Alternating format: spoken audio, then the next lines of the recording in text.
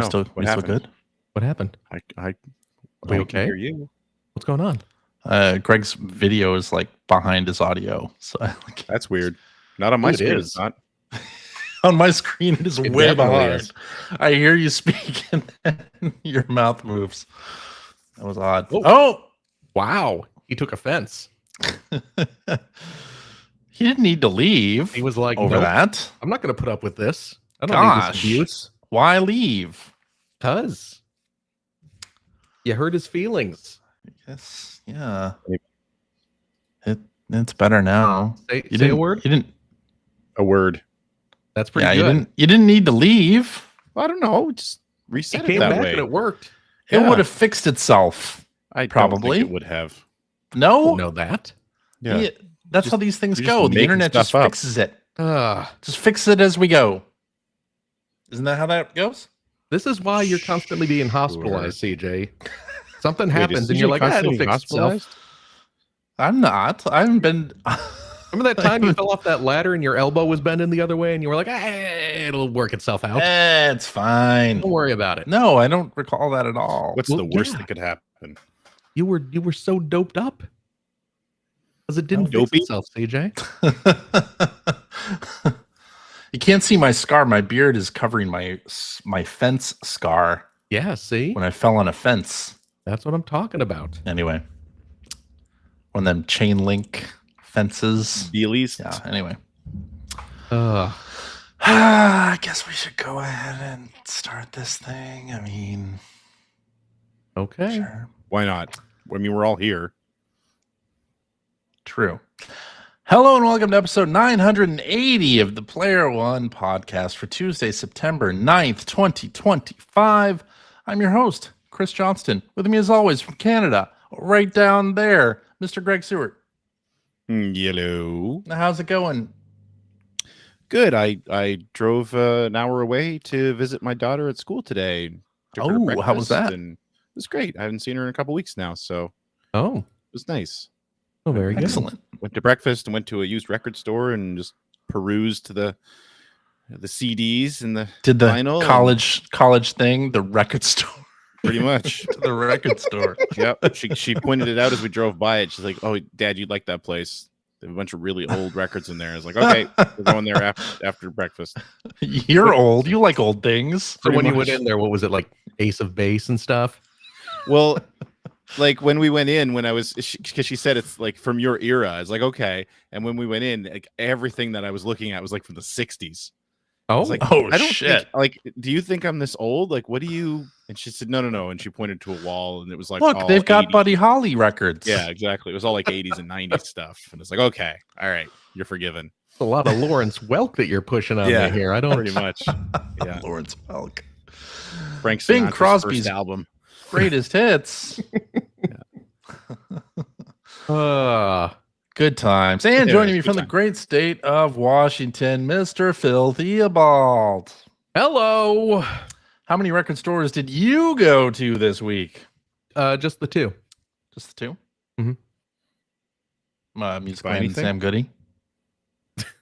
The two I always go to. Those are the two. No, I did not go to any record stores this week, I'm afraid. There Me neither. is, however, not too far from me, Mhm. a used record store that also has a shockingly large selection of laser discs. I think Nice. have we been there all together? Did we I go feel to like that? We went we to may a have. record store that had video games anyway. Did we Yes, not do this- that together? No. This We're is talking this about a is- different one. This is a different place. This is Okay. laser discs and video games are usually different things. Not always. Usually. Not Usually. always. I don't know. On the Pioneer Laser Active, they're not. Well, that's why I said usually, That's why the because caveat. there is a few exceptions. Hmm. Well, there are a few exceptions. I was gonna say. Is? Yeah. Yeah. Wow. I can't believe you just did that. Well, I Phil. didn't. I corrected it.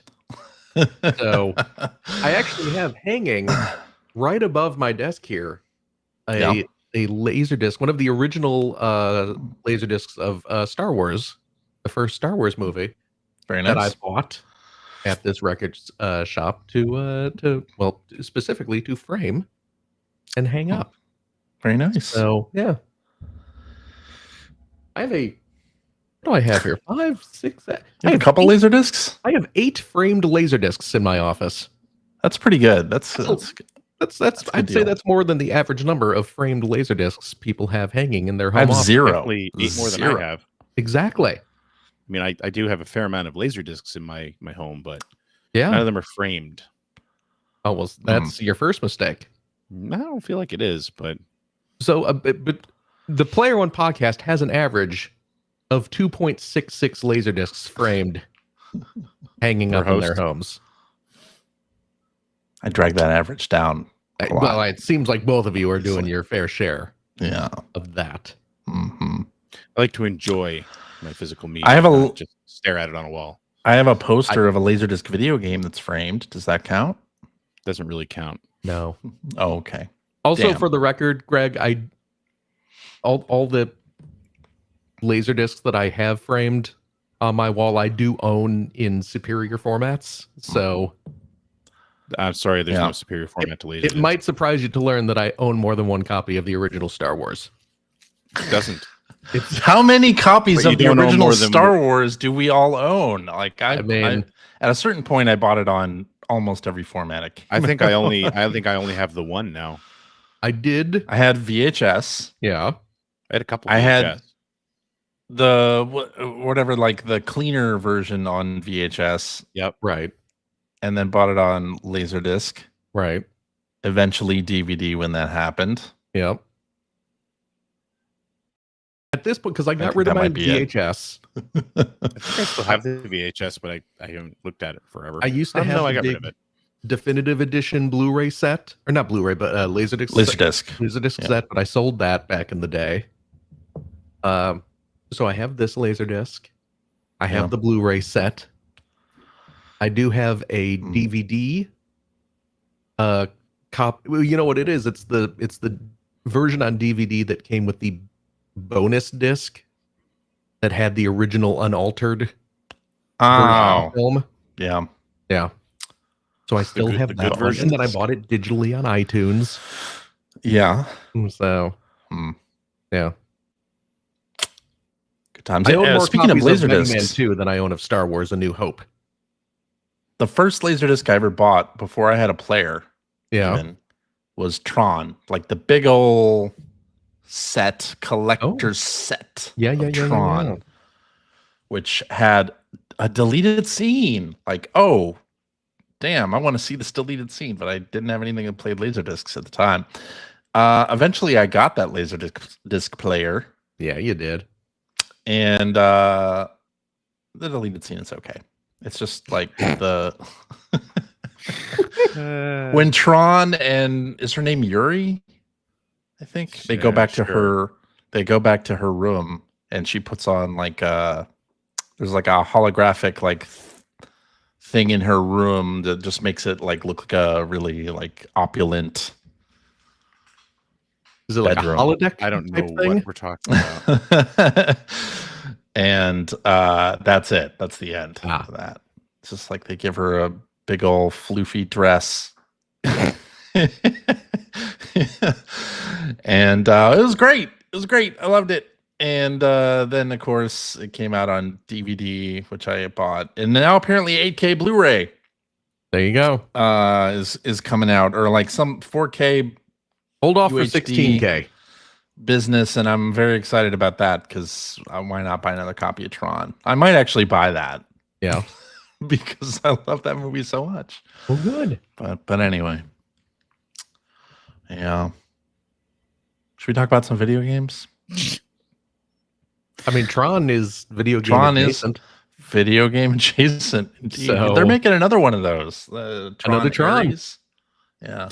The trailers look good. I don't have high hopes for the movie actually being any good, but I mean, any excuse to watch Jared Leto. Yeah, see, there's the first problem. Oh, yeah. Oh, not excited about that. Jared Leto.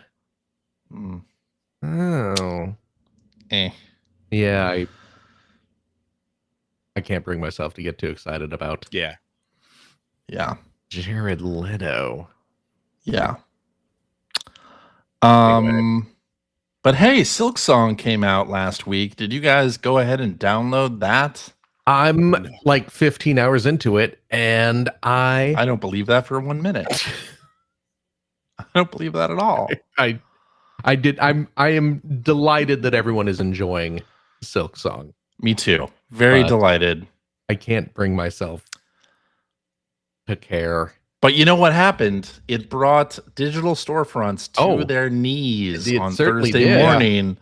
The eShop, the PlayStation Store, the Xbox Store, and Steam just like Yeah, conked out. that's pretty crazy. I for love them. that. I love that. Good for them. An indie game Yeah, was able to bring all of those stores to their knees. I love that. it's fantastic. Yeah. So this is like a sequel to Hollow Knight. Is that? Yes, it is. Hollow Basically, Knight 2. yes. It was supposed to be an expansion. And they did a bunch of expansions to Hollow Knight that are just into the regular game. And this was supposed to be originally an expansion. And then it got so big, they were like, well, we're going to make it its own game now. But if you backed it on Kickstarter, if you backed Hollow Knight on Kickstarter, you would get it because it was an expansion that was funded by promised. So yes, I mean it's a sequel, but it was originally supposed to be DLC. So but apparently it got way too big. Apparently it has something like 40 bosses, something like that. And the achievement for finishing it quickly is under 30 hours. Which I love that. That's so that's a lot of hours. So good. That's a lot of hours for finishing a video game quickly. But hey, it looks great, sounds great. I mean, I played maybe like 5 minutes of it. And I know this is not a game that is going to be for me. But you bought it anyway. It seemed cool. No, it's on Game Pass. Oh, is it really? Okay. It's on Game Pass. So I downloaded it on Xbox because it's free on Game Pass. Okay. And it was promised a long time ago as a Game Pass game. Oh. And I had forgotten it was even going to be on Game Pass. And then there it was. So I downloaded it and tried it for 5 minutes. And was that enough for you to go no? I mean, I have so many other games I want to play this fall. Like I just don't see it as something that I would spend a whole lot of time in. The people who are into Silksong and into Hollow Knight, they're gonna love this, I'm sure. Like it's great, a great time for them, but I am not that person. So yeah. All right.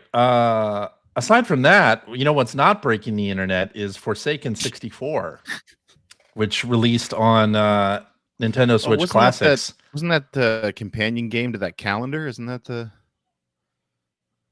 What do you mean? Don't you remember the Forsaken calendar? I don't remember the calendar. Everybody had that at some point. What? It was a freebie from E3, which was, remember, like, okay, the cover of Forsaken. Well, I guess is it Forsaken 2 or it's just Forsaken anyway? Just Forsaken. It's got the picture of that woman on it, right? Like the woman's face with on the it. tattoo on her, the logo on her face. So there was a calendar released that was pretty much the rest of her. And it was given away as some kind of like tchotchke at E3 one year, and just everybody I knew had it. And that thing was just bouncing around like my boxes full of video game ephemera for years and years and years. So anyway, every time I think of Forsaken, I think of that calendar more than the game itself. Because I didn't think the game itself was all that amazing. But anyway, I don't think I ever played it. The girl was amazing. The calendar was very memorable. The girl was memorable. Absolutely. I have found a picture on the internet of the calendar opened up to May. And that's my birth month. Her naked torso, and you see a lot of underboob. There you go. And she's got the Forsaken logo tattooed near her navel. See? And you can There's this. Where is I'm this? looking CJ's for the like calendar. searching for it. I'm like, where's this is calendar? This is not a visual. I found the exact same picture Phil's talking about. There. Oh, okay. There. I have sent you a link, CJ. Thank you. You're Thank very you. welcome. Oh, okay. I searched for Forsaken 64 calendar. That's how I Calendar found was better than the game. That's all I'm saying. There it is. Yeah. Okay. Do you need a little alone time, Greg? No, To hash out your Alone feelings time about with the calendar. no. I'm just saying that's all. Every time I hear about that game, that's the first thing I This is think. this is the first time I've ever heard about this calendar. All the cool people have that anyway. Is that accurate? As far as you know, it is. I don't think I had the calendar. That's what I guess said. I'm not cool. Yeah. Okay. Uh, Well, yep. it's out on the mature N64 app. If you, I mean, have, if you've seen the calendar, you know why it's there. Mature My 64. goodness. why was Forsaken an M for mature game? I have no idea. Blood? Because again, I played that game for about probably 20 minutes. Yeah. Yeah. So 1998. yeah. Yeah. I remember it was a very attractive looking game.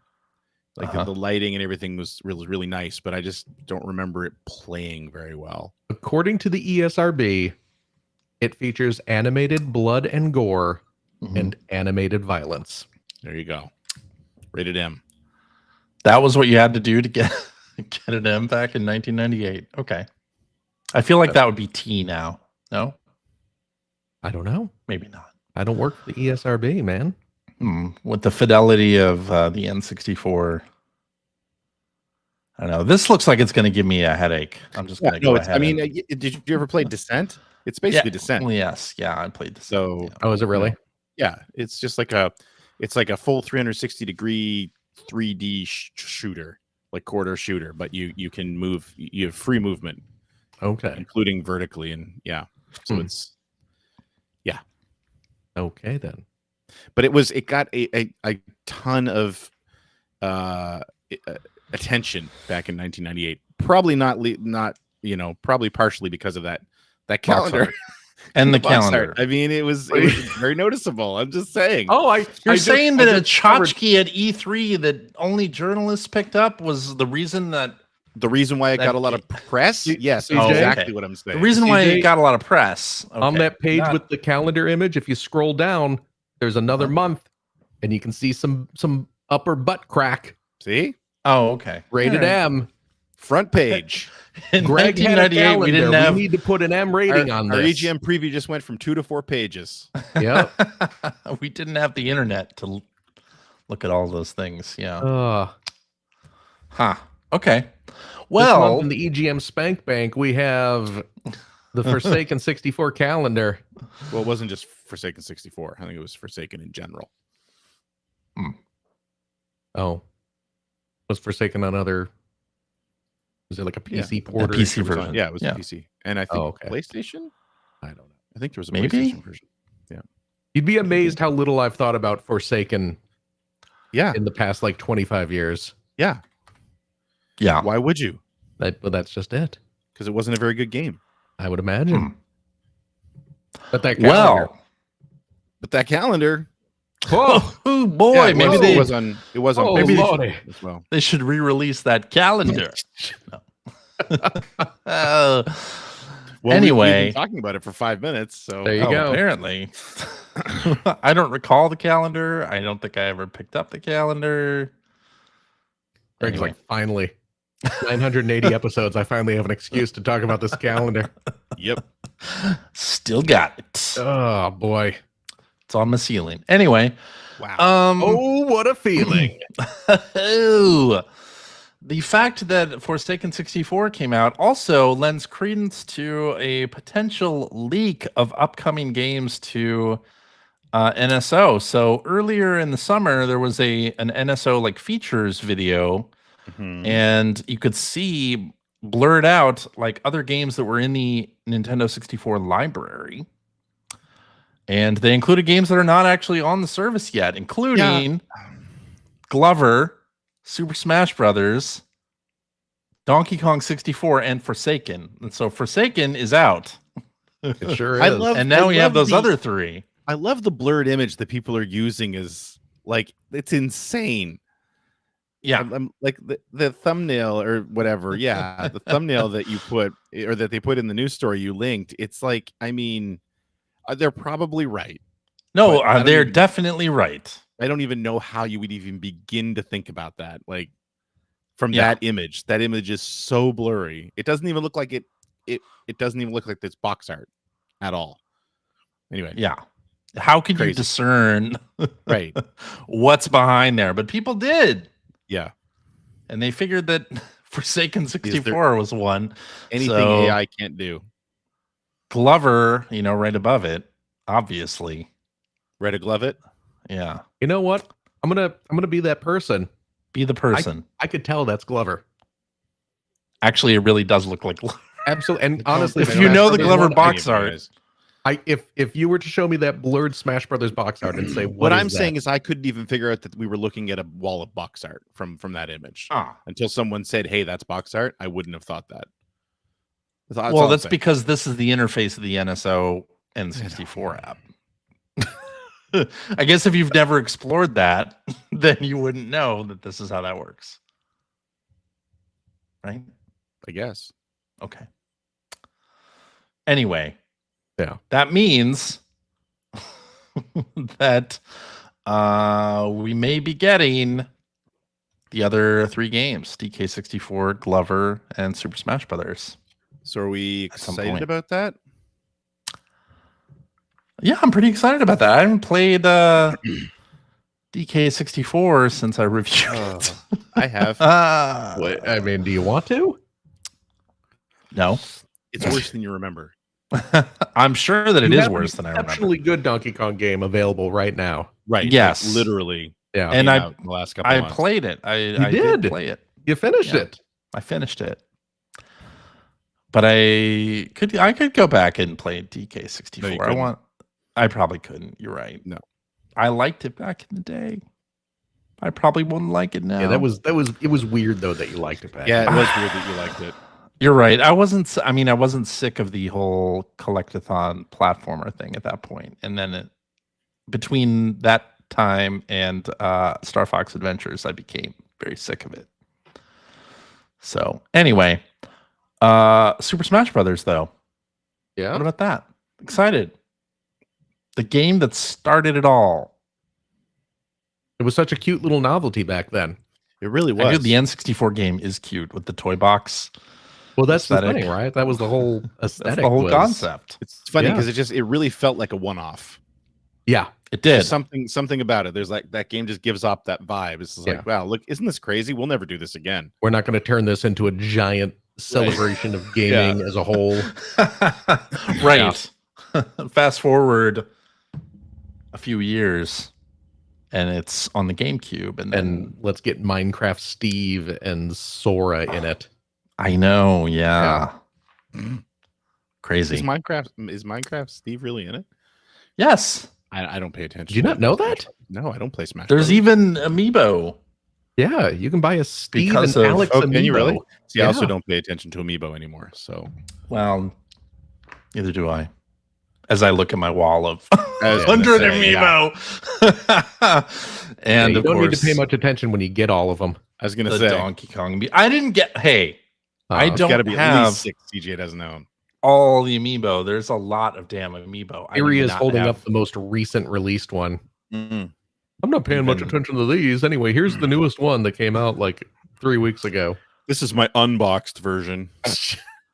This was $30. Jesus Christ. I know. That's nuts. I know, but I didn't get the Zelda ones that they released back in June. They released 4 Yeah. Zelda amiibo that I would have bought were they any price around $20 each. They were 30 again, so I didn't. Anyway, that's the news. That's it. All right. That's all we got. So we're gonna hop into what you've been playing, Phil. Yes. Why don't you tell us about what you have been playing? Well, I finished Donkey Kong. Did you actually finish this time? Because CJ was pretty adamant that you hadn't finished it last time. I told him, I was like, I'm right at the end. I'm at the end game. Yeah. And I was. And you took a screenshot and you showed it to me, and I agreed. Yeah. But you were not in the place that I thought you would be in. Right. You thought I was at the the final stage of the final boss. Correct. Yes. Yeah. Which you were not. So. It's a multi-stage battle, basically. Yeah. Yes. Do we want to get into spoilers? Go for it. We're gonna get into spoilers. I'll do chapter markers in this episode. Okay. Wow. Because people might not want to hear the spoilers that you're about to lay down. All right, so I will warn everybody here. We're gonna spoil some DK Bananza and check your podcast player of choice to skip past them. Okay. This has been your warning. Your first and final warning. Your first and only. So it was a shock to discover that Greg Pauline had been dead the entire time, right? Greg doesn't care about carrying her ghost. Well, I'm not gonna. I mean, I don't know if and when I'm even picking this game back up, so I'm not gonna keep you guys from talking about it. Yeah. On the off chance I might play it someday. Greg's never gonna play this game again. Yeah, that's what I'm saying. I don't know if I ever will. So he's not gonna play it. So the big spoiler, of course, is that at the end of the game, why are you gritting your teeth, CJ? It's like ripping off a bandage here. You've beaten this game. I've beaten the game, and I know the spoiler, and we've given ample warning. We have given ample warning. We're gonna spoil Donkey Kong Bananza. King K. Rool is the final boss. Yeah, you get that really? That's the spoiler? Yeah. There's a twist in the game. You get to the end of the game. You get to the planet core. The planet core. And it turns out the villain. And Greg, I just want to acknowledge your Boss Nass reference. Thank you. I appreciate it. Thank you. Okay. Don't think that didn't go unappreciated. Because I can guarantee you every time they discussed the planet core in this game. That was in your head? Every single, the planet core. Yeah. Yeah. 100%. But you get to the planet core and Void Kong, the game's villain, shows up, and he's like, "Oh, finally, it's mine." But then, boom! Suddenly, a big lizard fist punches him off into the sky, and King K. Rool comes out, and he's like, "Oh, I've been trapped here, and now I'm the real final boss." Yes, and then you got to fight. It's like it's not a. It's like several little stages. Really, like King K. Rool comes out, and then there's you have a fight. You have a fight. You have a fight with it. Yes, and then have a fight, and there's then more stages, and then runs away. There's the bit where you travel to the surface, where you're fighting some enemies as you go back up to the surface. Yeah, and then you end up in, and here's the other big spoilery bit. You end up in New Donk City. Yes. From the Mario Odyssey game. And you have there's a big elaborate battle there. In which I must say, hundreds of thousands of people must have died during that battle. Am I right? Greg left, by the way. Greg's out. He's tapped out. He was shocked by this amazing twist that he was like, I can't believe it. I have to go. Why do you keep leaving, Greg? I didn't do that on purpose. But so many people... Stop browsing Facebook while we're doing the show. I'm not. So many people must have died during that fight because K. Rool, he's like flooding the streets with like molten lava or gold and stuff. And they didn't have time to evacuate that city. No, they didn't. So, you know what? Video game logic, you don't need to know what happened to those people that died. A lot of people definitely died. A lot of New Donk City citizens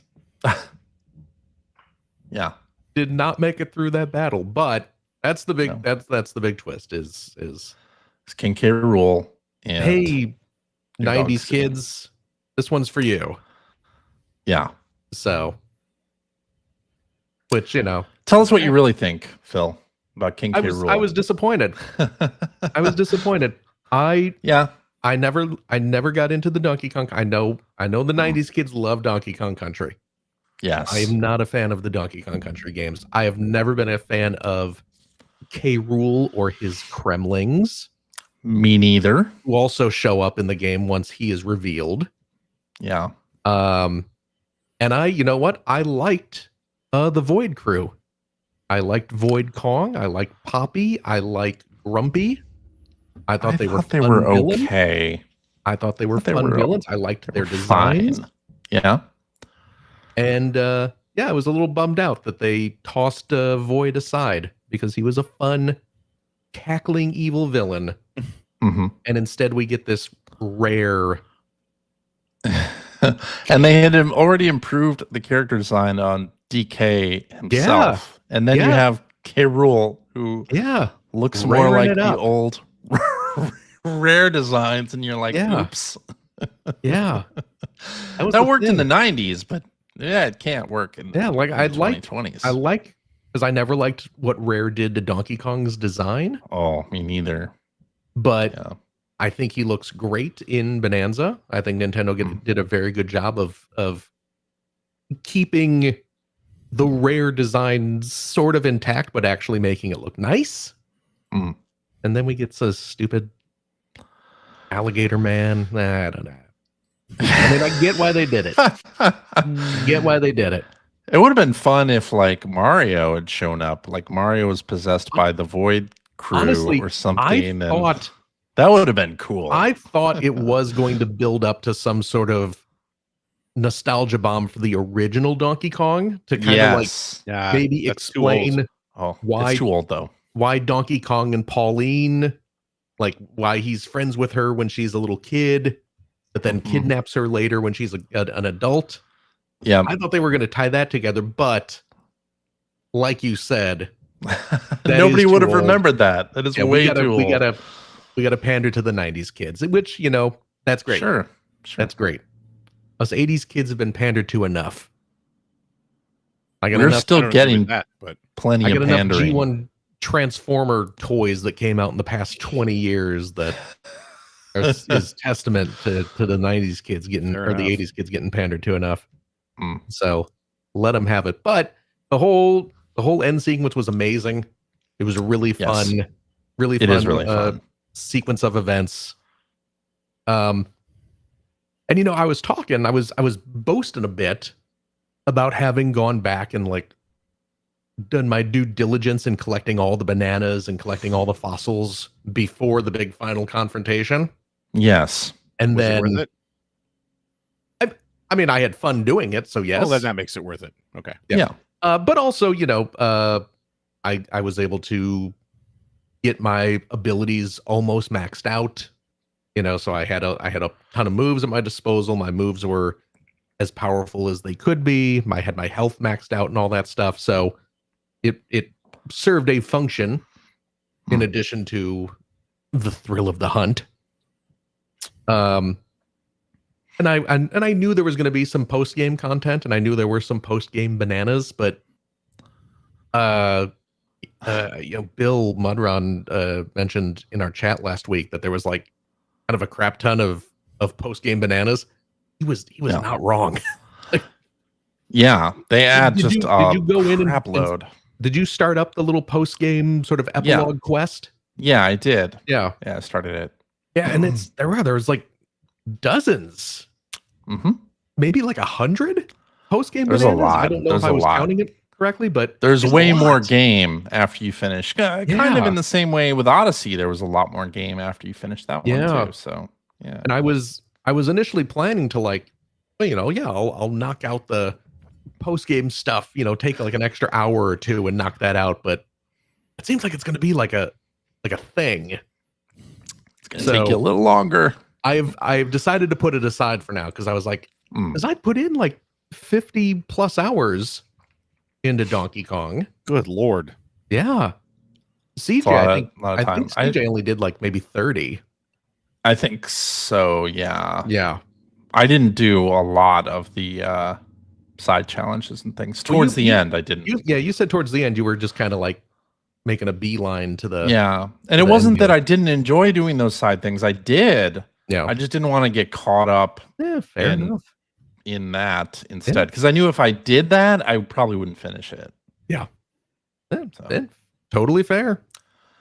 But yeah, I was just like, you know what? I'm gonna put this down, and when I get an itching to play Donkey Kong again, I'll have more new stuff to do because I have other games on my plate that I want to get to.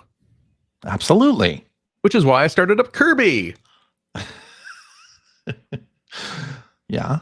Hold on a second. Let me get this straight. That's why I started up Kirby and the Forgotten Land Nintendo Switch 2 Edition plus Star-Crossed World. There you go. Official title. Official game in the movie. Peter Jackson's Kirby and the Forgotten Land Nintendo Switch 2 Edition plus Star-Crossed World, the official game of the movie. Yeah. USA Edition plus Alpha. So yeah, I started up Kirby. I'd played through the original Switch release, which I was enjoying quite a bit. I played through about a third of it, and then got sidetracked by some other game that came out back in the day. So Fantastic now I have game. just started over, really enjoying it again as I go through it. I'm only like, I just entered the third world in the game, and it's, you know, I talked about it a little bit last week. Yeah, it's Kirby. It's the game. It's the same game, but runs a little nicer, looks a little prettier. It's a fantastic platformer. It really is great. I loaded it up. I want to get into the Star-Crossed World part of it. I wonder if there's like a clear enough delineation of what's new versus what's there is old.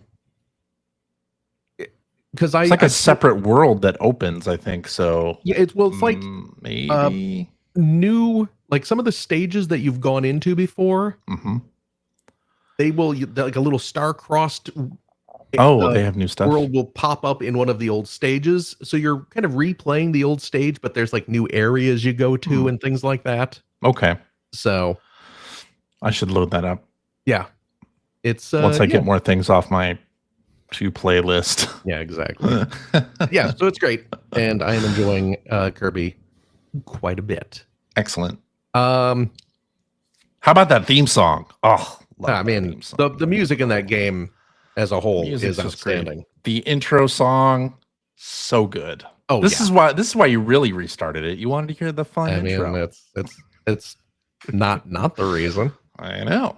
There is playing it again, I am reminded whenever you go into the little village, you know, you go into the village, which slowly builds up with new buildings and things as you progress through the game and rescue the little Waddle Dees. The music that plays in the village, there is one specific moment in the village theme when it just sounds exactly like the theme to Perfect Strangers. We've talked about this. I believe we've talked about this. There's one moment where every time it gets to that point, I just, in my head, standing tall. Yes. On the wings of my dream. I know exactly what you're talking about. Rise and fall. And it goes through it, and it's like 1-1 almost. Now and now that you're singing that, I can't remember the song that I'm thinking of, but my heat pump, when I turn it on and off, it does 3 little tones, and it's the beginning of some song that I love. And every time I turn the thing on, I hum the whole song to myself. My heat pump. It's so stupid, but it's just all I. Wait, all I think are you aware of what song it is? The 3 I am, tones? but because Phil's been singing the other one, it's completely escaped my brain. Oh no! But please, it's Family Ties. Yeah, that's gonna help, CJ. Oh, you need to record a video of your heat pump turning on. Yes, please do. More more close to what you were just talking about. There is a Genesis game that it's a shooter. I think it's Arrow Flash, where the intro, like the opening bars of the intro song, are absolutely "Set Me Free" by the Supremes. Oh, really? Yeah, like it's da-na-na, da-na, da-na, like it's exactly how it starts. Wow. Greg turns on his heat pump. Here we are, face to face, a couple of silver spoons, hoping to find two of a kind. Ah, Good much stuff. like crap burrowed into my brain. Mm. So the last thing I bought this week, the last thing I played this week, is indeed something I bought this week. It came out on the same day as Silksong, and I had no idea that this was being released until the day it was released. And this is the real reason why the digital storefronts broke down. Mhm. Absolutely. Because Phil didn't buy Silksong. There So the is storefronts are very confused. the hot new Arcade Archives release, or indeed Arcade Archives 2. It's available on both. And you'd better believe I bought the Arcade Archives 2 version. A little Namco arcade game called Mock Breakers, Numan Athletics 2? The oft-forgotten about sequel to the oft-forgotten about Namco track and field game, Numan Athletics. The oft-forgotten about sequel to the game no one knows about. Exactly. True. So we've talked about Numan Athletics plenty on this show over the years. A lot. One of the favorites of the old school EGM crew back when we were still in Lombard, Illinois. Yeah. Mainly because they had a machine at the mall in Lombard. What was that mall called? Yorktown. Oh, was that the Yorktown Mall? Okay, That was yes. the Yorktown Mall. That was the Yorktown Mall. And it is a track and field style game. The whole tappa button mashing timing is the key, speed and timing. Yep. And Numan Athletics, the original, did not get many home ports. I believe before Arcade Archives, the only home port was on the Japanese Wii Virtual Console. Correct. Back in the day, but now it's on Arcade Archives.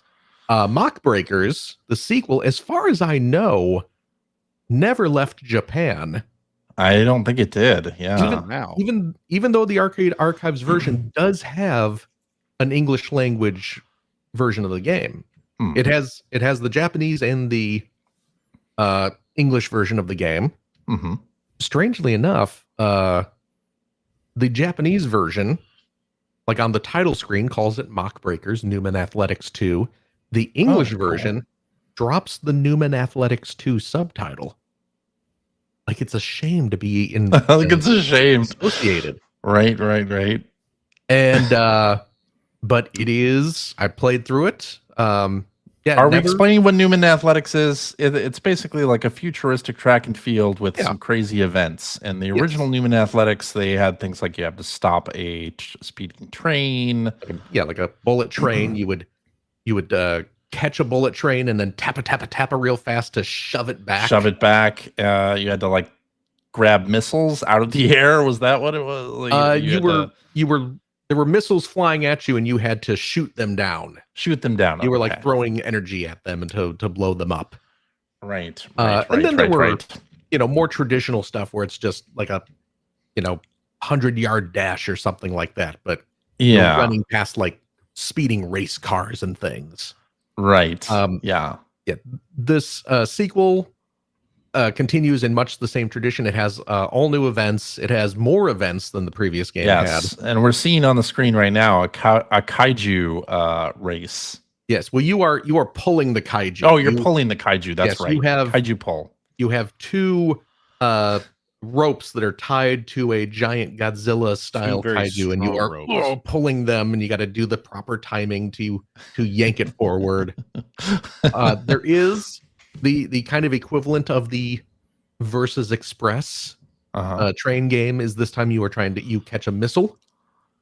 So there's a missile speeding to you, and you have to hit a button to catch it, and you hold the button down to kind of set the angle that you're going to throw it away at, and then you tap it to build up strength, and then you throw the missile away, and then it ranks how far away you throw it before it explodes and stuff like that. So a lot of over the top sort of anime style events, and it is a ton of fun as the original Numan Athletics is.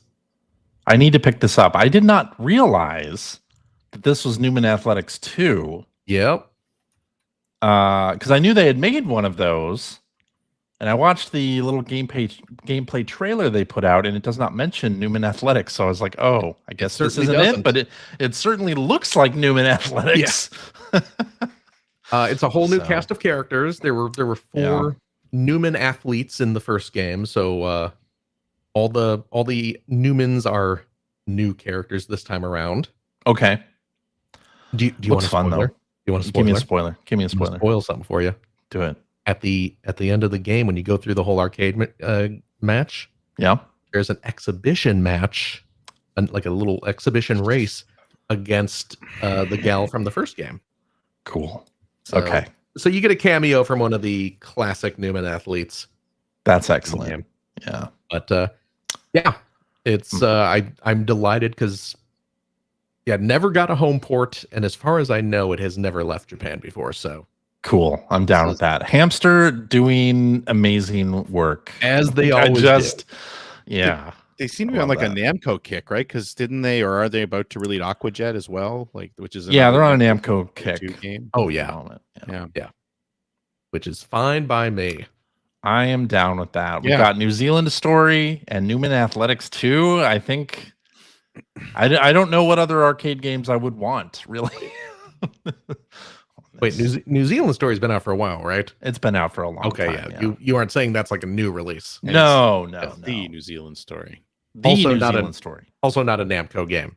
Yeah, not a Namco game. Which I know CJ. I know that. I know you know that, but we were just talking about how they're on a big Namco kick. That's true. So CJ started talking about Taito games. But then CJ just can't stop talking about Taito. I guess not. Which I don't blame you. Taito does some great stuff. Indeed. Anyway, so that's what I've been playing. All right. So, CJ. Yes. Why don't you tell us what you have been playing? I will tell you. You're such a tough guy. I will tell you, Phil. I'll tell you right now. Please. Yakuza 0 Director's Cut. Oh, well, there you go. I finished it. Oh, my goodness gracious. I got to chapter 17, which is the finale. Okay. And it's called the finale chapter. So, and I stopped playing. The chapters have been mostly pretty short in Yakuza 0. And so I was like, well, maybe I'll set this aside for a little bit. Like, I don't want to go through it too quick. It turns out the last chapter is actually kind of long. Oh, really? Yeah. Well, it ties everything back together. You're playing the Kiryu side and you're playing the Majima side, and everything kind of comes together. They don't meet until after the end of the game, which I thought was interesting. I thought for sure they're going to meet, right? Yeah. Nope. But it was a cool ending. There were a lot of unexpected twists. Yeah. In the story, a lot of and the director's cut. I'll spoil this. The director's cut apparently, and I looked this up. It basically they bring back, so they kill off 2 characters during the story of Yakuza 0. Mm-hmm. And director's cut is basically they insert 2 scenes towards the end of the game where they bring back people you thought were dead. Oh, for no reason. It's like they do this, and there's a cutscene. Yeah, so it's like a 15-minute long cutscene because, of course, Yakuza. Yeah. But there's no repercussions. There's no it doesn't affect the gameplay at all. Hmm. It's like the person you thought was dead was really alive. Whoa. The person you thought you'd never see again, they're reminding you to do something that you don't really need to be reminded to do. Yeah. But okay, so it's like they took some things around the cutting room floor for a freaking reason. Like you don't need them. Don't need those things. But it ties into the 25 minutes of new content, which whatever. But Yakuza 0 Director's Cut in general, very, very good. Hmm. And God, some of the bosses you fight, they never die. How many times do I have to? There's even a joke at the end of the game. Like, how many times did you fight Kuze? Yeah, a lot. The answer is too many times. Ugh. And also, screw the enemies with guns in this game. So, like any Yakuza game, like you have people that have projectile weapons, you're gonna get fucked over by them constantly. Here we go. CJ's working blue again. Yep. You're just gonna get hit by them a lot. And so towards the end of the game, they threw a lot of enemies with guns at me, and it's like, okay, I'm gonna take them out first. They had enemies with guns and then like stun guns too. And they would like one hit you and you'd be down and you'd have to like tap B to get up again. Each time it would take away like half my health. So I started prioritizing those enemies first. And then at one point, you're on a cruise ship, you're on a boat. It turns into Speed 2. And you're like you're running down this hallway and there are enemies with guns at the end of it. And you can't get to the end. You can't like get within striking distance of them before they shoot you at least 3 times. So you're using your health items to just get to the end of the damn hallway. I thought that was really cheap that they did that. Because it's like, how am I supposed to avoid this? It's a long hallway with the enemies with guns. It's terrible. But anyway, really enjoyed the end of the game. There's, of course, a lot of things that I didn't do. The ending game clock said 30 hours. It was like 29 hours, 29 and a half hours I spent playing. And I didn't even touch a lot of the like business sim stuff. So my completion rate, the game also tells you like how much of the game you experienced. Like 15%. Oh, jeez. Is what I experienced. So there could be a lot of things that I could go back and do. And it does this thing, which I'm not sure if the other Yakuza games do this. They probably do, where it's called Premium Adventure. Oh, yeah. And you can go in with everything that you had, and there's no story stuff to do. You can just do all of the side things. Right. So I might go back into Premium Adventure and do some of those things that I did not do. So when you say the chapters are actually pretty short, it's mainly because you didn't do anything in them. You just kind of do you have to say it like that? Do you have to say it like that, Phil? What would you say you do here? Do you have to say it like that? No, like when the game tells me go to the Dojima family headquarters, I go to the Dojima family headquarters. This game's got some big ideas for me. I better go take care of that. That's right. Go to Hagashi Kaikon. Okay, I'll go to Hagashi Kaikon. Hey, will you go win me some toys out of the UFO catcher? Sorry, kid. Ain't got time for that. I gotta go. I did win the pink squirrel for the young lady that was outside of Sega High Tech Land. Did you get her the other stuff she wanted? Yes. What was I got her the pink squirrel, and then she wanted the blue squirrel, so I got that. And then, of course, I knew this was a series of side quests. I just didn't go back to her. Yeah, see, exactly. Sotenbori. CJ's like, but I... Yeah, a bad dude. Why do you hate children? I don't hate children. It's not so rude. No, I don't. I expect that kind of stuff from me. Look at that, CJ, getting called out. I know. Devil himself. I know. So I need to go back in and do some. Yeah. I want to go back. Yeah. I didn't do anything with the Underground Fighting League. Oh my gosh. There was like an Underground Fighting League that I unlocked. I didn't do anything with that. No? No. The business sim, I would want to go back and do stuff like Yeah. that. But you know what? I really want to go back and play Infinite Wealth. There you go. Get back in Infinite Wealth. That's what you need to do. Mhm. Yeah. Okay. I'll support this then. I'll support you ignoring the pleas of a little girl if it'll get you back to Hawaii. Okay. Infinite Wealth was so good. I need to. I know. Yeah. I I know. briefly considered, well, now should I play Kiwami? Should I start Kiwami up? Oh But my goodness. I'm like, oh no, I should wait until November and then get Kiwami with the Switch 2 upgrade and play Kiwami then, because that's the remake of Yakuza 1. Yes. Yeah. Yeah. That's the only Yakuza so- game I've really played. But the Switch 2 Kiwami is just, it's not like a director's cut. No, It's just a not. It's straight just- port. It's just It's Kiwami. updates. Yeah. Yeah. it's just Kiwami. Yeah. Which I'm fine with, because honestly, the director's stuff in Zero is kind of dumb. Which I realized. So then I when I loaded up the game today, I was watching the intro movie. Mhm. They show the bits from the director's cut in the intro movie. Oh. And they show actually a lot of spoilers in the intro movie really? for this game. I'm like, wow, they just showed like a crap ton in the plot. But you didn't know what it was at the time, did you? I didn't know what it was, and I skipped past it to get to the There you title go. screen. But now I know. They spoiled it. Anyway. What else did I play? I played Hot Shots Golf. Oh. Yeah, I want to hear about this. Everybody's Golf, Hot Shots. Yeah. Bandai Namco done released one of them Sony PlayStation 1 golf games.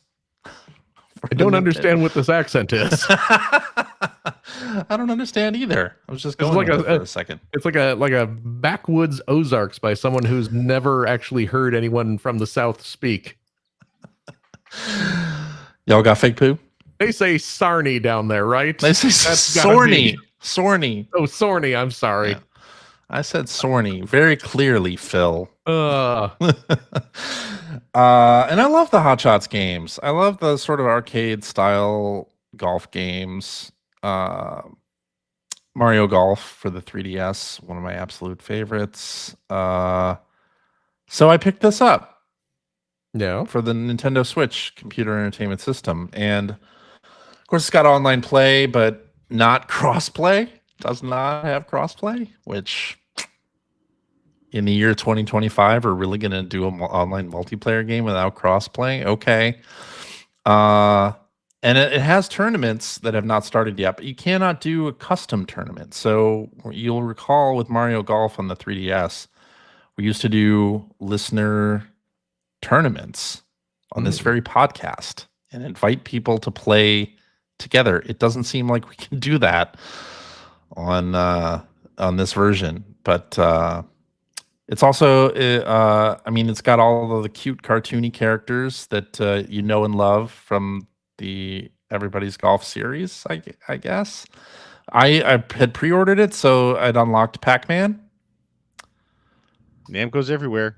Yeah. but you can't play as Pac-Man until you reach a certain What? threshold Oh. in the So you paid game. extra to not play as Pac-Man? I did not pay extra for the game. Okay. It was just a pre-order. To be clear, it was a pre-order bonus.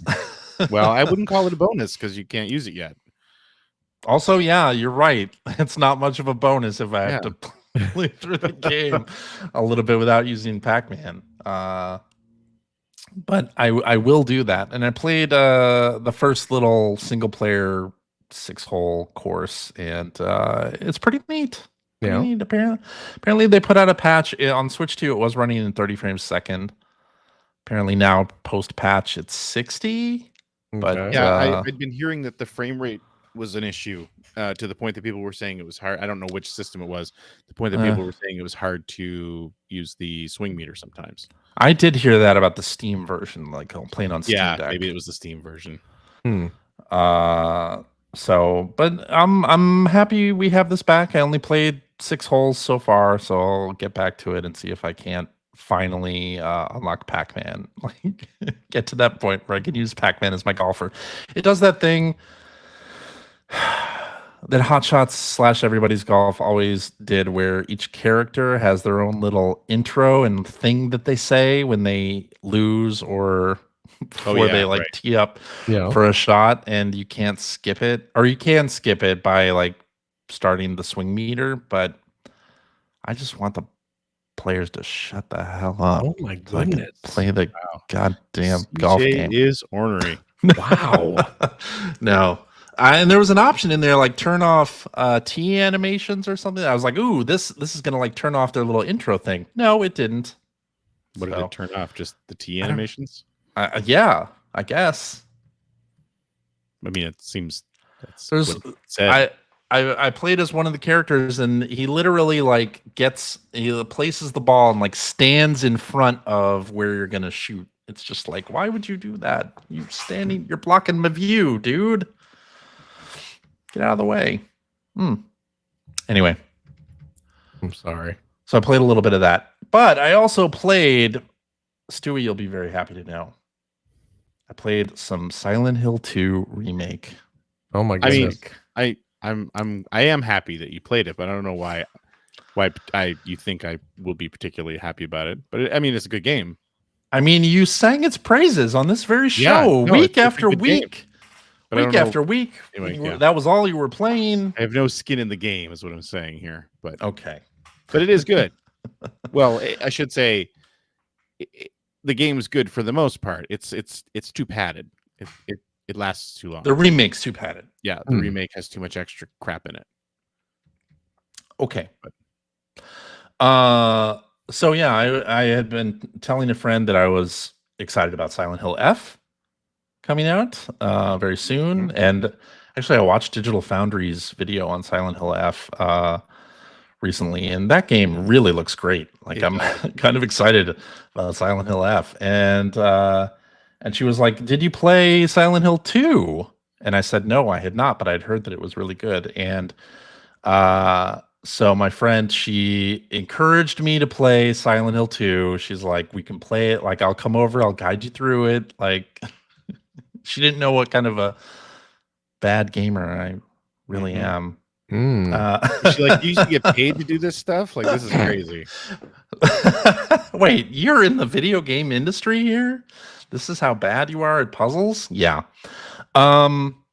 So played some Silent Hill 2. We turned off all the lights, turned the volume way up. Here I'm like starting the game. Love that. They don't care. Okay. My TV doesn't actually share a wall with any other apartment, that's so good. I don't have to worry about that.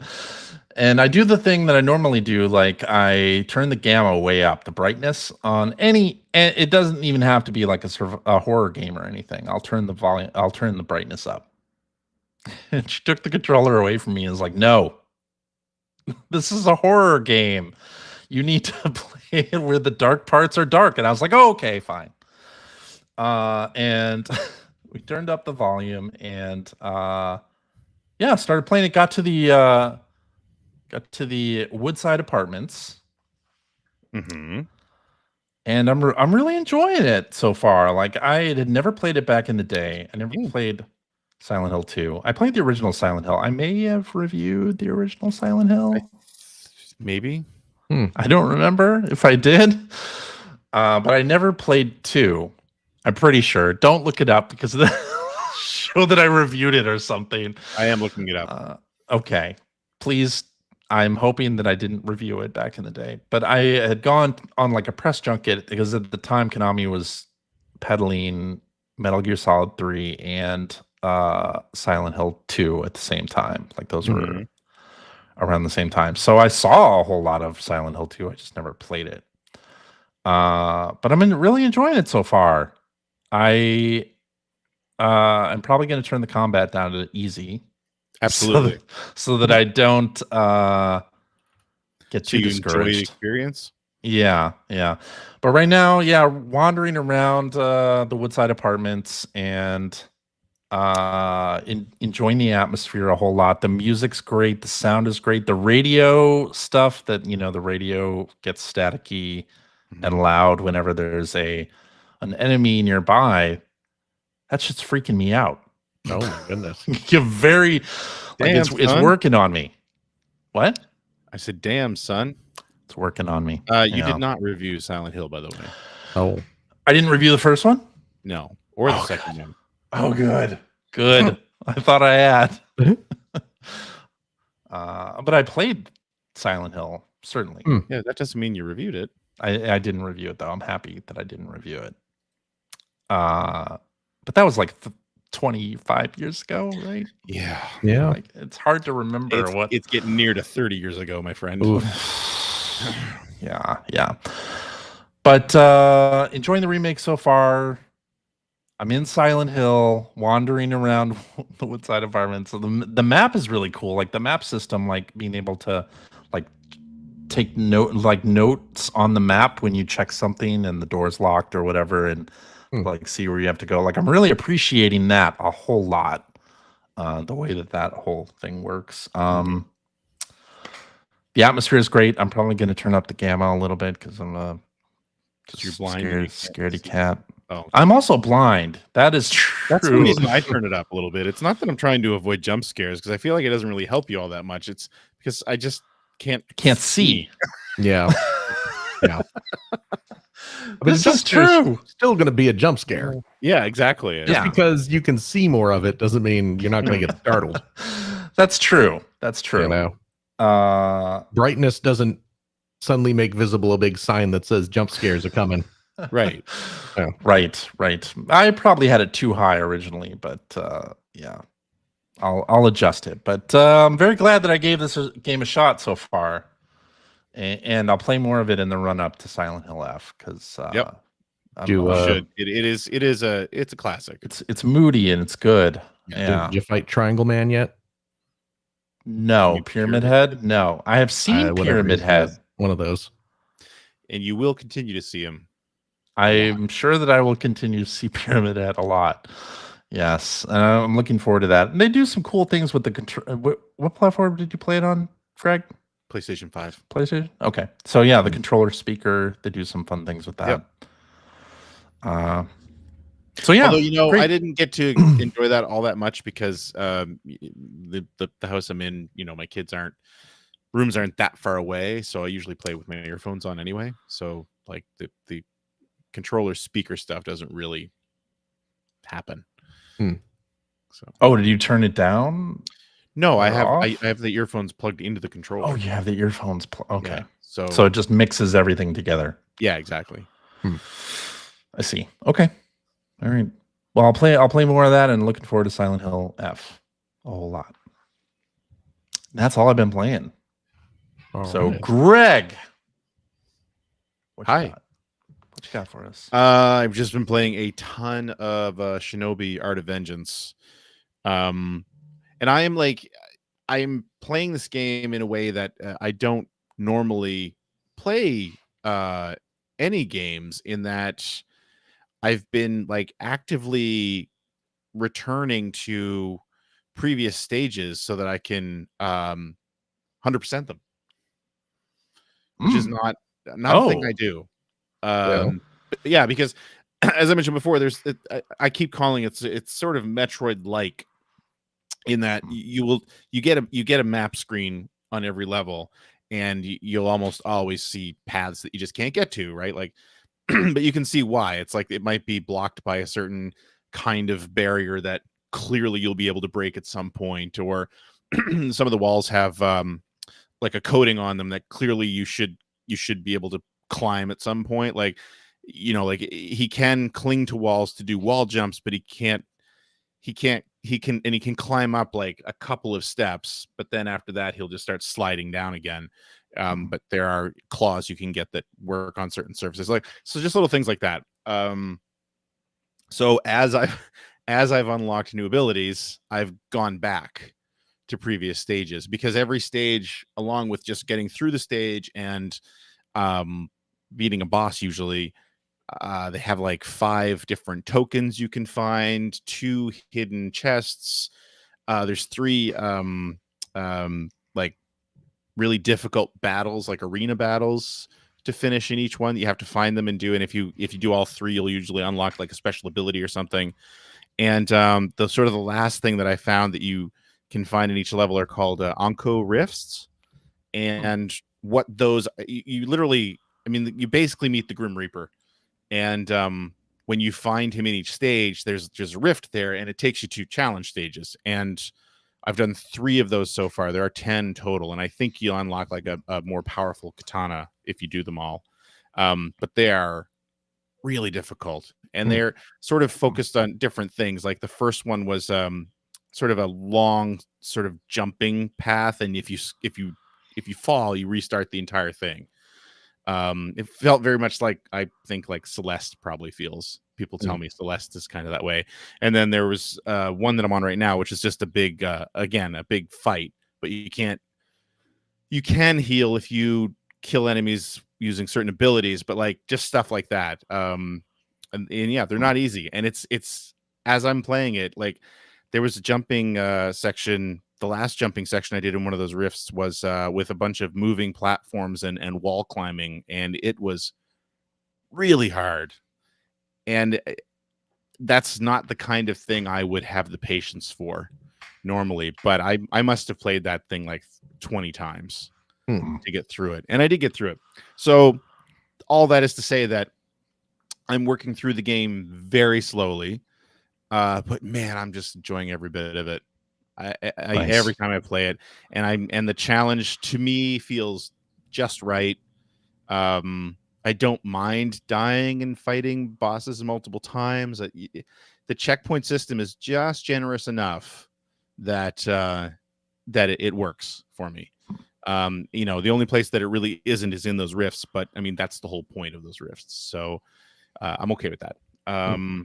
And yeah, like he's the abilities you're unlocking, like Joe Musashi's getting more powerful with every level, and it's just, I love it. I'm really, really, really into this game. So I think it's probably all I'm going to be playing for a while, because I do want to go back and finish it. And I have no idea how far along I am in the game. Now, I look at because there's like a bunch of different medallions you can unlock, and a bunch of different ninpo and other abilities, as well as just like combo abilities, which some of those lists now are getting pretty well populated. Like I can see like there's only 2 more combo abilities I really need to unlock, but those are based on buying them at the store. And because I keep going back and redoing all these stages, I think I'm probably buying that stuff a little faster than you would naturally in the game.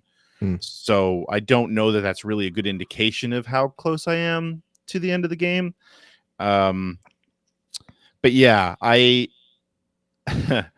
was talking to one of our fans who I just chat with every now and then on Instagram, and he actually reached out because he was thinking about buying the deluxe version of Shinobi. And I mean, I think you get like an extra outfit, which I'm not crazy about the different outfits for Joe Musashi. They're just color palette swaps, and I don't think many of them look very good. It was also, you had early access, which obviously at this point that doesn't matter. I think there might have been either an art book or a soundtrack, which I didn't care about, but the thing that you get that he was interested in, and the thing that kind of convinced me to spring for it, is that there's a level in there that I don't know anything about yet. It's just called the Sega Villains level. And so he was reaching out to ask, like, is that cool? Is it worth the extra money? And I said, like, I haven't found it yet. I have no idea. But the way I put it was like, I paid the extra money for this game, and I do not regret it. Even if that extra level sucks, I don't care. Like, I feel like I've definitely gotten my money's worth out of this game so far, and I'm not. How much was the deluxe version anyway? Was it like 50? 5 or 10 more? It was like, I think it was $10 more. $10 more? Okay. Yeah. So, and again, same thing. I don't normally do stuff like that. I don't buy that stuff. But I believe that stage is not going to be available until sometime next year. Later, right? There you go. See, Yeah. so yeah. I So think there have been. I haven't been watching too closely, but I'm sure there are a lot of references that I'm either not noticing or just not getting. Mhm. There's one city stage where there's just a ton of Sega signage in the background, like Mega Drive signage and stuff like that. And I'm sure there are some characters in those signs that I don't recognize. And there's a level that I was going back through tonight before the show in a fish market, and this was the second time I was going through the level, and it was just this second time that I happened to see that there was a very familiar looking forklift driver driving around in the background. Oh, So I think there's a lot of little nods to Sega properties through there that I haven't really been catching because I'm just so engaged in the gameplay that I'm not really looking. But yeah, fun. boy, this is going to be another one of those things. Like I was the same way with Ninja Gaiden, and I've been the same way with Expedition 33. That I'm just sort of focusing on one game, and I'm just going to probably sing its praises until I finish it. So, so that's all I really played this week. But boy, oh boy, am I really enjoying that game. nice. I've heard such great things about it. Yeah, It does feel like it's getting sort of lost in the shuffle. it does, and that's a shame. But I mean, I get it. It's not new and shiny. I mean, Right. it is a throwback game. But this is one of the games that was kind of part of the whole Sega refreshing some of their old IPs, right? Like this is a result of that whole announcement that was made a while back. And I mean, if this is how they're going to handle this stuff, bring it on, like as much as you can. Yeah. If everything's gonna be this level of quality, like we're in for a treat. So Cool. I know it won't be, but it would be nice if it was. But yeah. That's what I've been focused on this week. Alrighty, I guess that means it's time to head to blue skies. I wanna fly sky. Let's go together.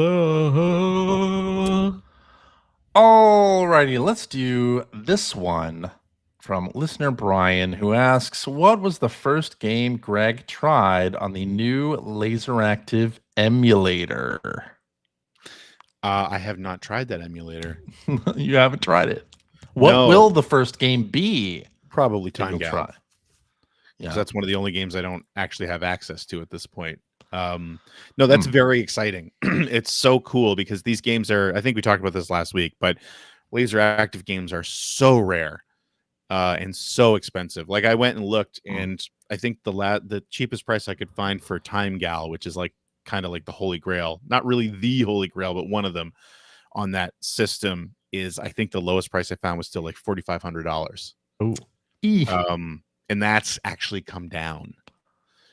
Really? So, yeah. And I mean, there's another disc as well. I think it's called 3D Virtual Australia, which is basically, I think, a travel disc.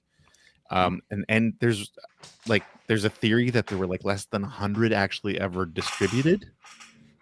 So there is those games are exceedingly rare. So the fact that somebody has emulated this thing, I haven't checked to see what the quality of it is. I hope it's really good, but it's so huge for the preservation, the game preservation sort of society in general. And most of the library isn't necessarily worth experiencing. But it's still important that it's out there because it is such an oddball console. So and again, it's so super expensive to experience it otherwise.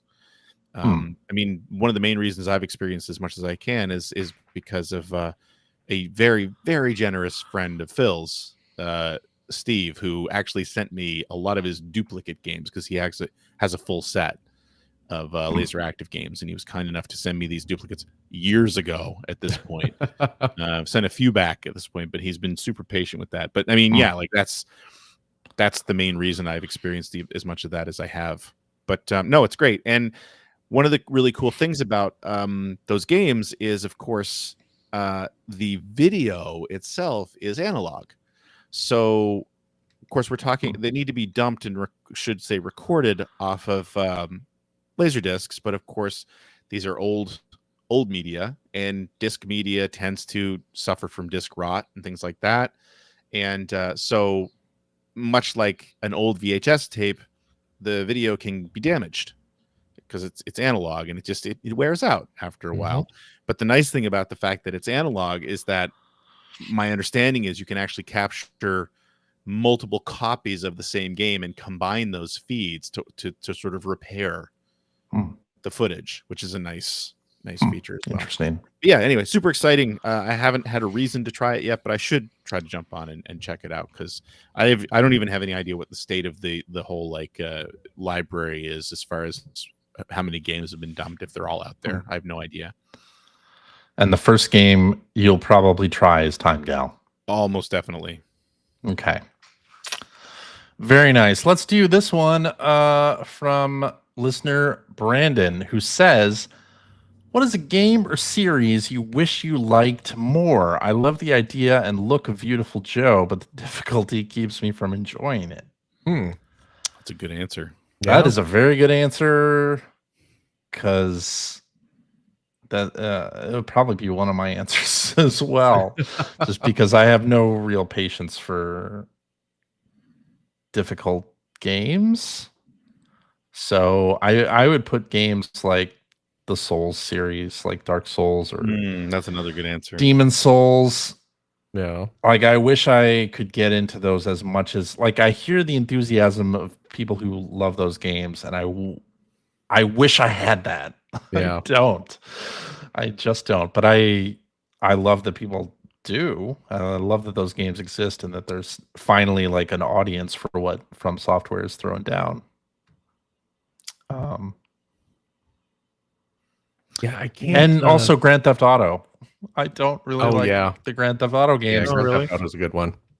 I've given them so many shots too, and it never sticks. Yeah. And I'll give GTA 6 a shot also and see if that sticks. And part of it, I mean, it needs to be wackier, and maybe GTA 6 will be really wacky. Like, I'm hoping they lean into that Florida thing. I don't think that's gonna be.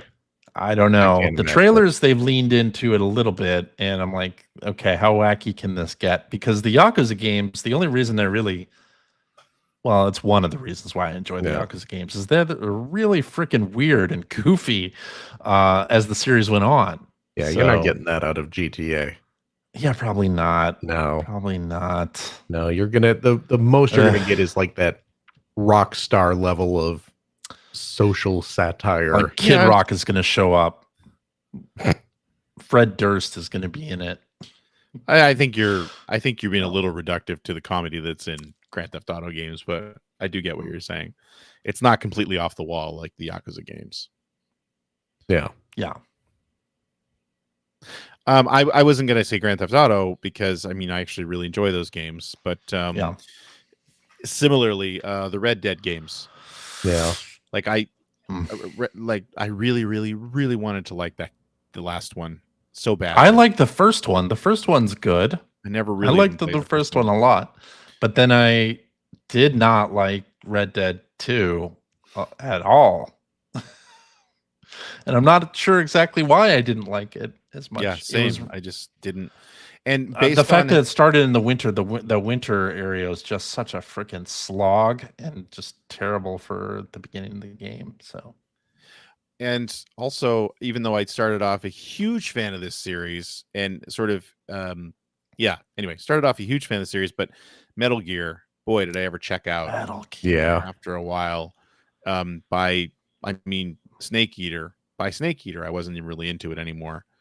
And by extension, Death Stranding, which apparently Death Stranding 2 is really good.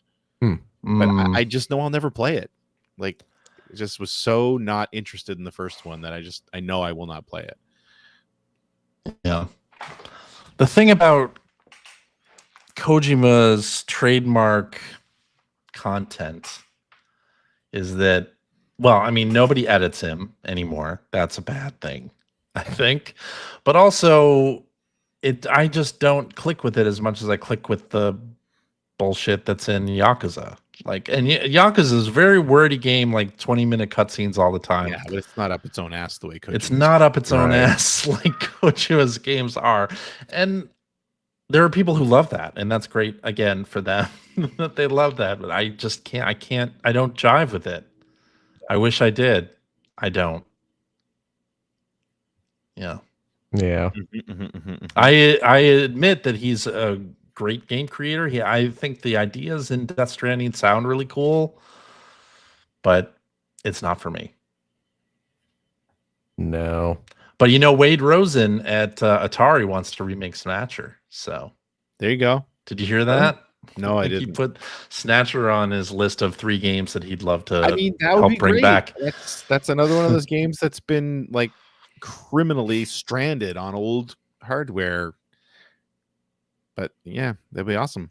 It's been stranded to death, would you say? Anyway. No. Do something with Zone of the Enders. That's one of the Enders. I think that's one Kojima series that ain't coming back no matter what. Along with Boktai. Zoe 2 is such a good game, though. Yeah. Thank goodness. I freaking love Zone of the Enders, too. All right. Let's do this one from Hacker Alias Mudron, who says, with this week being the 40th anniversary of the release of Super Mario Brothers and next year being the 30th anniversary of Mario 64, how would you like to see Nintendo celebrate these anniversaries? And what do you think Nintendo will actually do? Like, what would we like to see them do, and what will they actually do? What we need to see is all those 3D Marios being released on Switch 2, being re-released on Switch 2. Let's see a big compilation.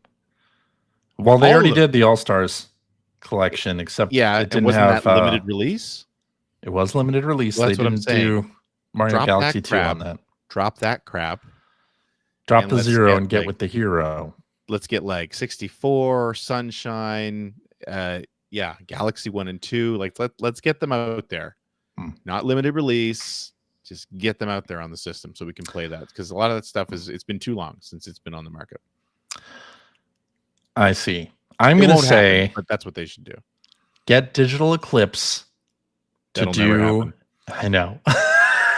Doesn't matter what you were going to say next. That's not going to happen. To do a documentary style collection of the 2D Mario games, or up to 64. Like, yeah. I would love to see that kind of thing. I would love to see that kind of thing from Nintendo, like to look back at their older content.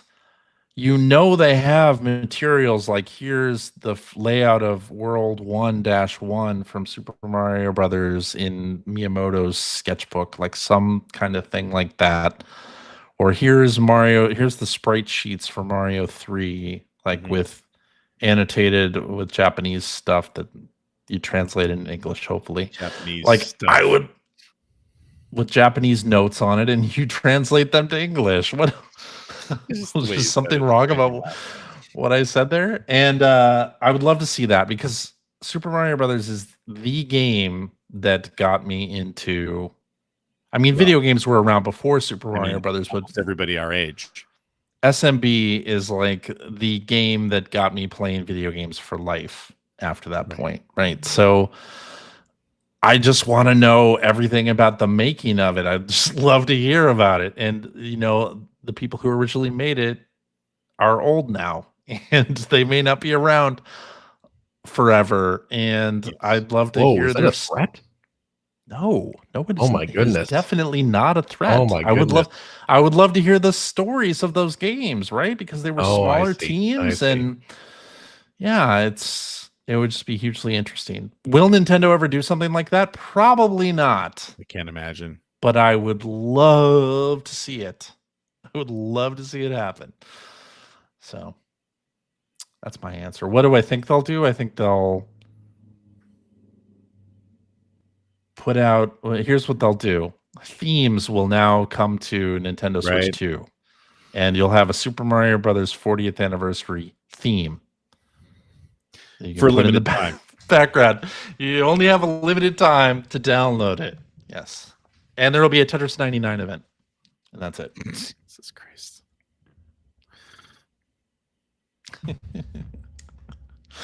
I think that's it. Is that all?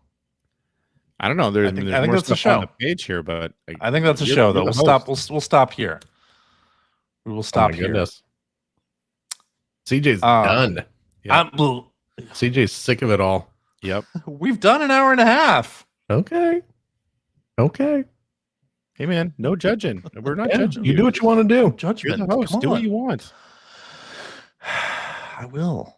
I mean, it's not what Thank we you. would do, but do what you want. Yeah. Alrighty, and It's up that to is you. our show for this week. Thank However you very wanna play much it. for listening. Don't talk over the out. Don't. I wasn't. Gosh. I was just waiting for you to decide what we're doing. Sounds like you Alrighty, want to and wrap it up.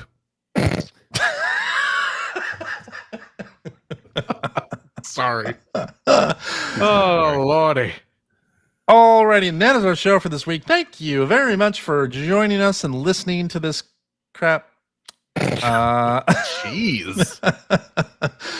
If you have a comment or a question about anything you may have heard, you can direct that to @P1 Podcast on your Blue Skies, or you can go to our internet website at player1podcast.com. There you'll find our contact information. You'll find blog entries about Sega CD stuff from Mr. Greg Stewart. You'll find Generation 16 episodes there. You'll find show notes and links to all the things that we talked about during this here episode, alongside a link to our Discord server where you can discuss this episode with us and our other listeners. If you would like to subscribe to the Player One Podcast, you can do so by visiting player1podcast.com or by loading up your favorite podcast listening app. We're also on Spotify. You can like us on Facebook. You can watch video archives of our show on the youtubes.com/P1 Podcast, or you can watch us live most weeks on the YouTubes, the Facebooks, the Twitch.televisions.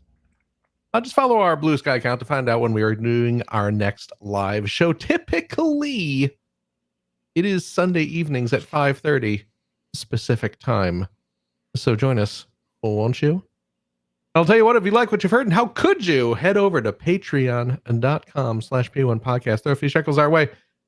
Greg is in the market for a copy of Time Gal on the Laser Active, and there is only one way that he is going to be able to swing it, and that is with your generous donations. Yep. I thought you were going to say a mod for his heater to play the Growing Pains theme song. Oh, It was the air pump, not the heater. oh, it's the air pump. You said heater. No, I didn't. I remember hearing heat Pump. It was a heat Yeah. pump. Yes, sorry. Not a heater. It's a heat pump. What's the difference? It One also does pumps the AC. heat. There's air One just conditioning, heats, too. one pumps the heat. Oh, okay. What more do you need to know? All right.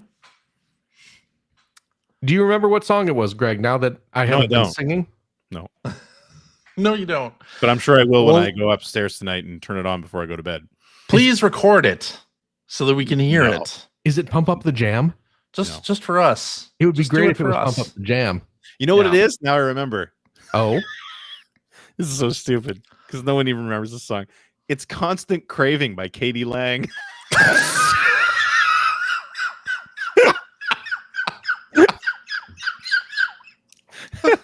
oh, you lost CJ. I broke CJ.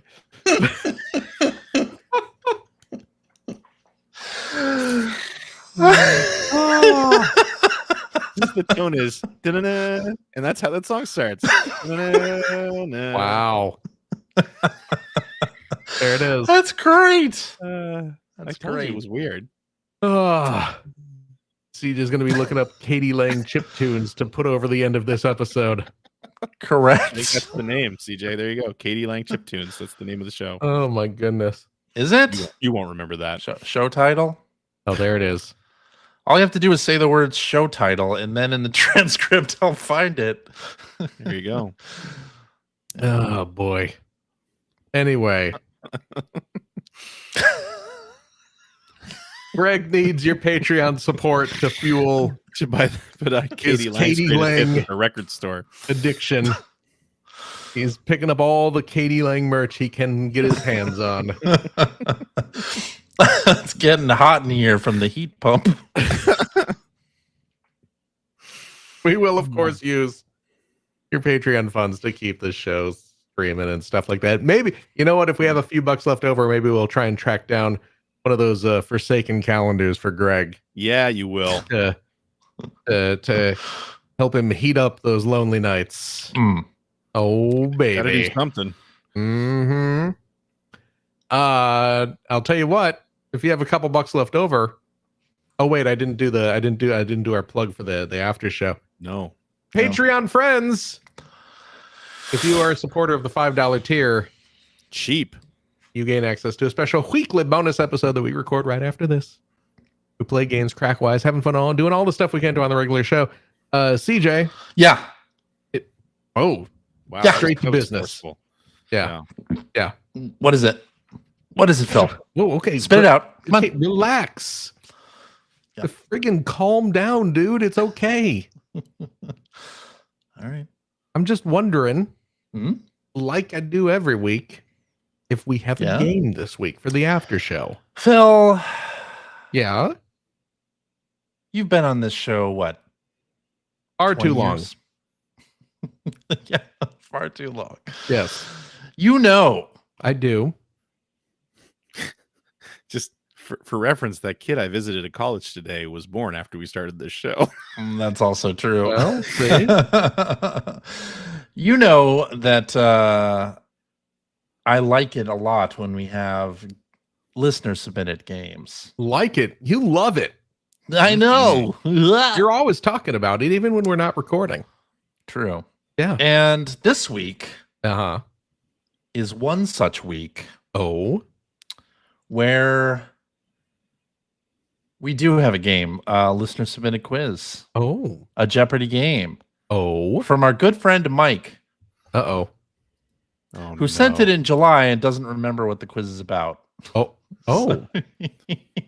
I thought you said that we were out of user submitted quizzes. That seems to go. And against then what you Mike said last reminded week. me that he had sent me a quiz in July. Okay. So you that didn't we actually use. check. You're just making assumptions. There wasn't one in the email box. Oh, okay. He sent it to me How via convenient. Okay. Discord, and then I didn't remember I that see. he'd sent it. So you don't So- know what this Jeopardy quiz is. And neither does our good friend Mike. Okay. Fantastic. He doesn't remember what it was. So Well. we are going to play it. Okay. Yeah. And see what the fuss, what the hullabaloo is going to be all What all the about. hubbub's about. What the hubbub is about. Well, please join us, folks. This is mystery For our- quiz. Mystery We'll be- Jeopardy game. Knee deep in the hoopla. Oh, yes. It's a What's this I great hear about album. Marconi playing the Mamba? Is this accurate? Do I have to listen to the radio? I mean, it seems like you should. Hmm. I mean, if you want to remember where we built this city, upon which this city was built, Mm-hmm. Rock and roll? it was rock and roll. Yeah. Oh, Yeah. that's the Yeah. answer. Okay. Yeah. It's one of CJ's favorite songs, by the way, everyone. It's what his heat pump plays every time he turns up That's- the It's not. temperature. That's one of those. Did I tell you I've seen Starship in concert? Of course you have. Starship. Yeah. I've seen every lineup of the Wiggles in concert. Wow. Yeah, beat that. Nice. I saw I just Lang in did. concert. Starship. That beats it, doesn't it? No? No, not at all. No. Okay. Actually, I don't think I've seen Katie Lang in concert. I don't have believe I not. did. No. No. But I'll tell you what, if you have a couple bucks left over, why don't you go to patreon.com/Greg Seward to help support Greg's outstanding, and it is outstanding web series about North America's favorite runner-up, the Sega Genesis. Thank you, Phil. And if you are a supporter of the $3 variety, That's cheap, man. you a Katie Lang fan, Satan? Who isn't? Well, that's what I'm saying. My Yeah. hosts really laughed a lot, like it wasn't something they would normally listen to. Okay, Greg, let I'm a me. little bit upset. I'm going to be real with you here. So I don't know. You know where I live, right? It's pretty far south. The deepest, darkest pits of hell. Which Miami? is a bit warm Yeah. this time of year. And to help maintain that level of heat, we have a lot of, yes, heat pumps. To pump the heat right up sinners' anuses. And Wow. every It's single graphic. one of them, when I turn it on, plays a couple bars of a random Katie Lang song. We mix it up. It's a little something for me. It's not for the damned. I don't care if they're Katie Lang fans or not, but that's a little something for the devil. I mean, if they were Katie Lang fans, they probably wouldn't be in hell. That's actually a really good point. Yeah. And yet the irony, Yes. the biggest Katie Lang fan in hell is the dude running the joint. Yep. So It is a little crazy. figure that out. You get early access to every one of my videos, 2 weeks early access. Please consider supporting the show if you Greg, would. Thank you so much. Would you say that your content is designed for people who have a constant craving for Sega Genesis? Yes. Wow. Yes, I would. Hmm. That was pretty good, CJ. Thank you. I almost forgive you for laughing at the Katie Lang thing. Almost. I was laughing at how random it was. It is random. That's why it was so hard to remember. It's like hearing that Ugh. it's like it plays the first 3 bars of Video Killed the Radio Star. See, Something like- and that is on my playlist as well. So, 'cause that's a good song. Yeah. I will not have you besmirching the Buggles. I don't besmirch the Buggles. I like have the Buggles. no affinity towards. Oh wait, the Buggles? No, the Buggles are great. Yeah, the Buggles are great. Yeah, I thought Greg was going off on the Wiggles again. The Wiggles are fantastic. Have you seen every lineup of the Buggles? No. What about the Bangles? But did you know that there are 2 different versions of Video Killed the Radio Star? 2 different official versions of it. Virgins? Versions. No, versions of it. Yeah. I don't think I knew that. Now you do. Yeah. That's the thing you Well, know thank now. you. Thank you for schooling me. Mm-hmm. That was the first video to air on MTV. Mm-hmm. There's a That's little right. Ironic. There's a little trivia that people who are our age all know. You know what? You're gonna think I'm stupid. You're gonna call me out. Greg is especially gonna call me out. I did not know Katie Lang was Canadian. Yeah, but why would you know that? I mean, you're American. I Americans mean, don't think I that way. know. Americans just assume that anybody famous is American. I know Alex Trebek is Canadian. Mhm. You know. Yeah. I know others are certainly Canadian. Brian Adams. Yeah. Just Michael others. J. Fox. William Shatner. Yeah. The Bare Naked Ladies. Uh-huh. The cast of SCTV. Oh, Mm. Speaking of which, that John Candy documentary is right. coming out soon. I can't wait to Ooh. see that. I still got to watch That the I Pee-wee Like Me, I documentary. think it's called. I need to watch that too. You need to watch the what? The Pee Wee Herman one. Oh yeah, that's great. I can't believe you Yeah, I haven't need watched to. that yet. I need to sit down and watch that. Yeah, Me too. Yeah. we should end the show. Okay, fine. Yeah. Is that it then? Greg plugged his yeah, thing. I plugged. Yeah, CJ, you got any shows coming up? No. Okay. Any shows? But No. I thought you had a couple performances at the Magic Castle coming up, but maybe No. that's a few more weeks away. That's a couple months away. CJ, Yaha. thank you very, very much. Thank you, Phil. Absolutely, Gregory. yo, Thank you as well. thank you, Philip. Of course.